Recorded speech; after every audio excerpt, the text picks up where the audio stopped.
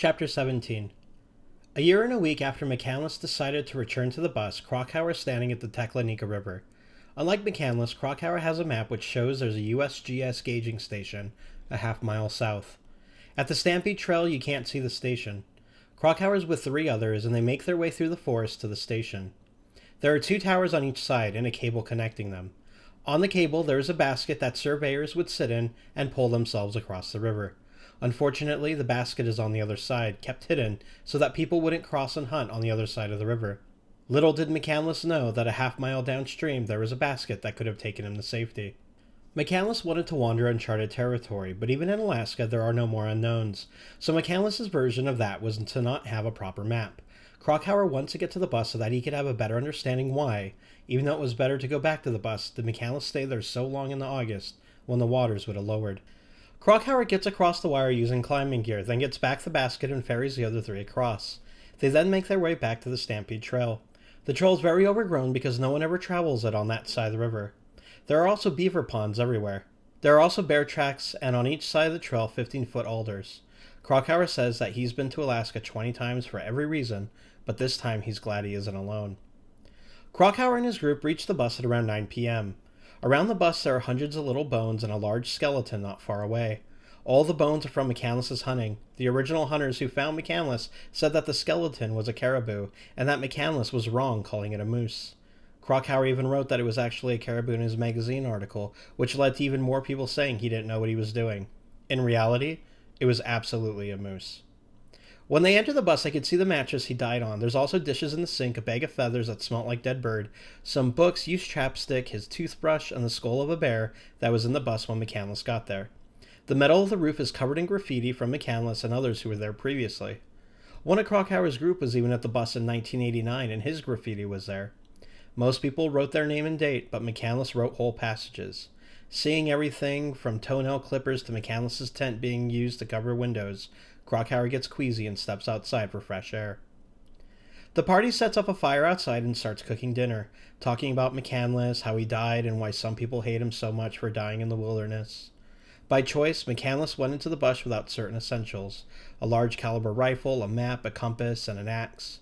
It wasn't stupidity, but arrogance. Some people compared McCandless to Sir John Franklin, who got himself and 140 people killed in the Arctic. In 1819, Sir John Franklin led an expedition to the west of Canada. After 2 years in winter, he and his men began to starve. They wound up eating animal bones, their own boots, and finally they murdered and ate 2 of their party. Franklin almost died then, but they were rescued.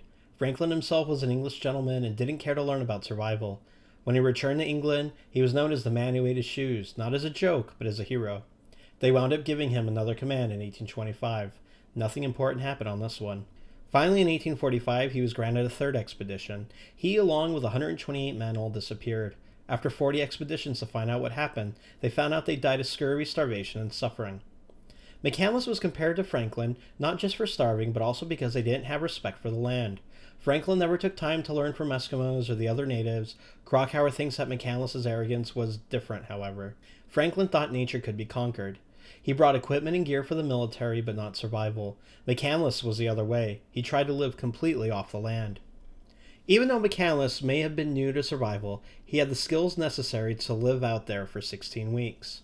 Krakauer argues that it isn't unusual for a young person to be driven to do dangerous things. That's why it's easier to recruit young people into the army. Even John Muir, famous as a conservationist, wrote about nearly falling to his death and even rode out a storm 100 feet up a tree. Thoreau, in addition, who didn't travel much outside of Concord, wound up climbing Katahdin in Maine.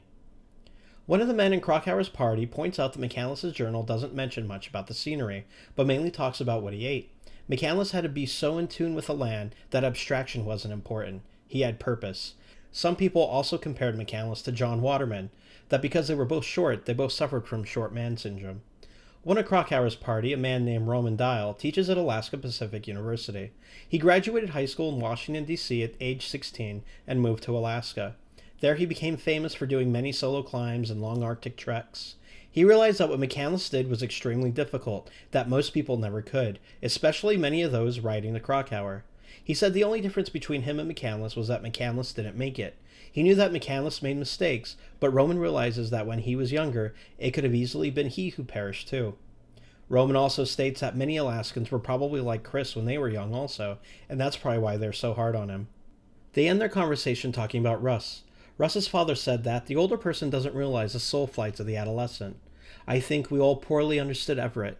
At the end of the night, Krakauer decides to sleep outside of the bus, and he realizes that everyone else sleeps outside too.